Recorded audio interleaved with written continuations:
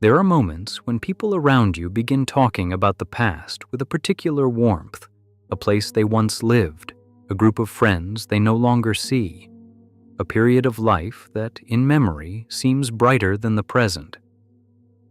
The conversation fills with phrases like, "Those were the days," or "I wish I could go back."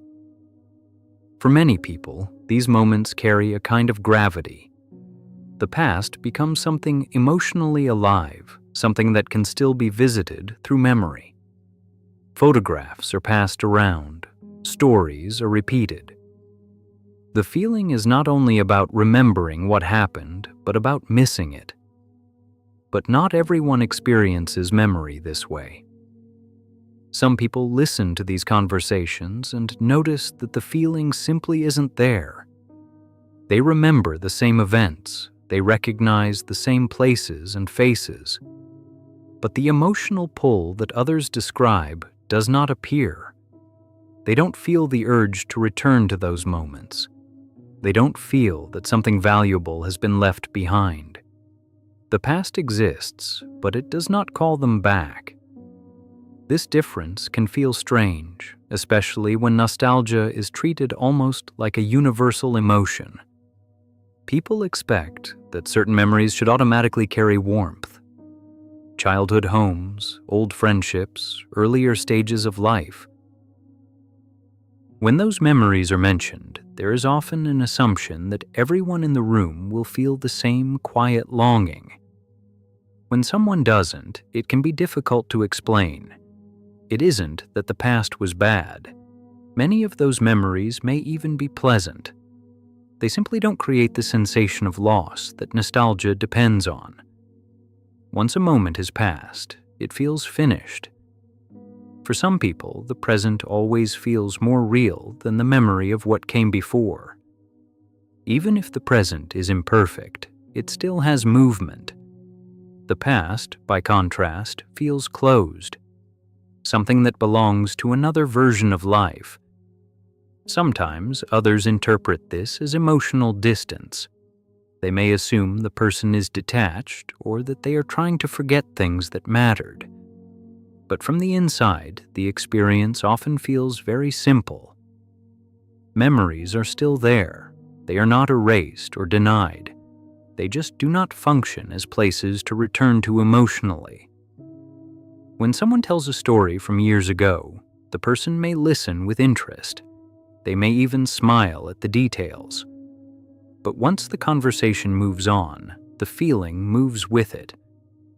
For people who don't miss the past, life has a slightly different orientation. The past is something that happened. The present is something that is happening now. And the difference between the two feels clear enough that there is no need to keep looking back. Jung would likely begin by asking a simple question. What does it mean when the past no longer pulls on someone emotionally? For many people, memories remain active long after the events themselves have ended. Certain places, objects, or moments continue to carry feeling. A photograph can reopen a sense of warmth. A familiar song can bring back an earlier version of life. In this way, the past remains psychologically present. But Jung understood memory differently from simple nostalgia. He believed that experiences do not remain in the psyche only as stories we revisit. They are gradually absorbed into the structure of the self. Over time, what once felt vivid and separate becomes integrated into who we are. When this process happens naturally, something interesting occurs. The past no longer needs to be revisited in order to matter. From the outside, this can look like emotional distance. A person might look at an old photograph without lingering on it. They might remember important moments without feeling the urge to relive them. Others may assume that something has been lost. But Jung would not necessarily see loss in this. For him, the psyche is always moving toward wholeness. Experiences, once understood and integrated, stop demanding attention. They become part of the inner structure rather than something the mind must repeatedly return to. In this sense, nostalgia can sometimes be a sign that something has not yet settled. The memory still holds emotional charge, so the psyche revisits it again and again. It calls us back because part of the experience has not yet fully found its place within us. When someone does not miss the past, it may mean that this integration has already happened. The person remembers what occurred. They know where they have been and who they once were. But those earlier versions of life no longer exist as separate places the mind tries to return to. They have already been absorbed. Jung might say that the psyche has quietly completed its work. This does not mean the person rejects memory or denies their history. The past remains part of their inner landscape. It simply does not function as a destination. Instead of looking backward for emotional grounding, the person lives from a different orientation. The present moment becomes the place where life continues to unfold. The past has not disappeared. It has simply stopped asking to be visited. Nietzsche would likely question the way nostalgia is usually treated. In many cultures, remembering the past with longing is seen as something almost noble. It suggests loyalty, sentiment, and depth of feeling. A person who misses what once was is often seen as someone who values life. But Nietzsche was wary of the past becoming too powerful. He believed that human beings often turn earlier times into something idealized. Memories become polished. Difficult moments fade, and what remains is a simplified image of how things once felt. Over time, the past can begin to look more beautiful than it ever truly was. This process may feel harmless, but Nietzsche thought it could quietly weaken a person's relationship with the present. When the past is constantly imagined as a better place, the present can begin to look disappointing by comparison. Life now seems less meaningful than life then. The mind returns again and again to what has already ended, searching for a feeling that no longer exists. For Nietzsche, this was a kind of imbalance. He believed that memory should serve life, not dominate it. He once described 3 ways people relate to the past. Some carry it heavily, constantly looking backward. Others try to erase it entirely. But the healthiest relationship, in his view, was something more balanced, remembering what matters while still having the strength to leave the past behind. Someone who does not feel nostalgia might represent this third position. To others, their attitude may look unusual. They may appear indifferent to memories that others treat with emotional reverence. They may not revisit old places, old songs, or old stories with the same longing. But Nietzsche might see something different in this. The absence of nostalgia can mean that the past has been given its proper place. It is recognized as something finished, something that belongs to another moment in time, rather than something that should continue to shape the present. In this sense, letting the past remain in the past can be a sign of strength rather than coldness. Nietzsche believed that life asks us to move forward creatively, not to live inside what has already happened. When we become too attached to earlier versions of ourselves, we risk losing the freedom to become something new. A person who does not miss the past may simply refuse to treat memory as a refuge.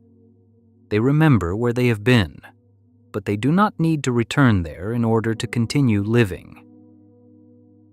Freud would approach the absence of nostalgia with a certain curiosity. In his work, the past rarely disappears quietly.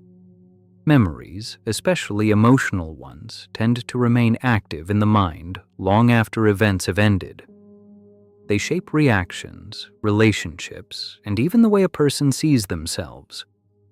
For Freud, the past is not simply behind us, it continues to live inside the psyche. Because of this, someone who does not miss the past can raise an interesting question. Has the past truly lost its emotional power, or has something else happened beneath the surface? Freud believed that the mind contains layers that are not always visible to us. Some experiences are remembered clearly. Others are pushed aside, sometimes unconsciously, because they carry feelings that are difficult to face. When this happens, the memory does not disappear. It simply moves into a quieter part of the mind. This is why nostalgia often appears unexpectedly. A smell, a sound, or a familiar place can suddenly awaken emotions that seemed long gone. The past returns not because we deliberately searched for it, but because something inside us was still holding it. From this perspective, the absence of nostalgia might look unusual. If someone rarely revisits earlier moments with longing, Freud might wonder whether those memories have truly settled or whether they have simply been placed somewhere deeper in the psyche. But Freud would not assume repression immediately. The human mind is more flexible than that. Sometimes experiences are processed thoroughly enough that they lose their emotional charge. They become facts rather than feelings. In that case, remembering the past does not produce longing because there is nothing left unresolved. Freud might say that nostalgia often signals unfinished emotional work. The mind returns to earlier moments because something there still asks for attention. The feeling of missing the past is not only about affection for what once existed, it is also about a part of the self that has not completely moved forward. So when someone does not feel nostalgia, it may indicate something different. Perhaps the emotional threads that once connected them to those moments have already loosened.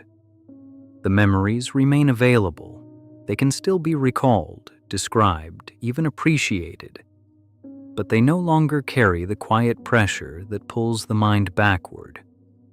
In Freud's view, the absence of nostalgia does not necessarily mean forgetting the past. It may simply mean that the past has finished its conversation with the present. Camus might look at nostalgia in a very different way. For him, the human experience is not built around returning to what once was, but around confronting what exists now. Life unfolds only in the present moment. The past may shape us, but it cannot be lived again. Because of this, longing for earlier moments can easily become a kind of illusion. Memories are powerful, but they are also selective. The mind smooths over details, removes the uncertainty that once existed, and leaves behind a version of events that feels simpler than reality ever was. What we call nostalgia is often a reconstruction rather than a return. Camus was deeply interested in how people respond to this realization. If the past cannot be relived and the future remains uncertain, then the only place where life truly occurs is the present. Yet the present can feel uncomfortable precisely because it is unfinished. It contains effort, ambiguity, and change. Looking backward can seem easier. But Camus believed that clarity begins when we accept the limits of memory. The past is real, but it is closed. It cannot be entered again, and it cannot provide meaning by itself. Meaning must be created in the moment we are currently living. From this perspective, a person who does not miss the past may simply have recognized this boundary. They remember their earlier life. They know where they have been, the people they met, the events that shaped them. Those memories remain part of their story, but they no longer treat them as places that offer refuge. Instead, the past becomes something closer to a completed chapter. It exists as part of the narrative, but it no longer pulls attention away from the present page. For Camus, there is a quiet honesty in this stance. It does not deny memory or reject experience. It simply refuses to pretend that meaning lives somewhere behind us. The present moment may be imperfect, uncertain, and sometimes difficult, but it is also the only place where anything can still happen. A person who does not feel nostalgia may therefore be doing something quite simple. They are allowing the past to remain where it belongs. Not erased, not forgotten, but finished.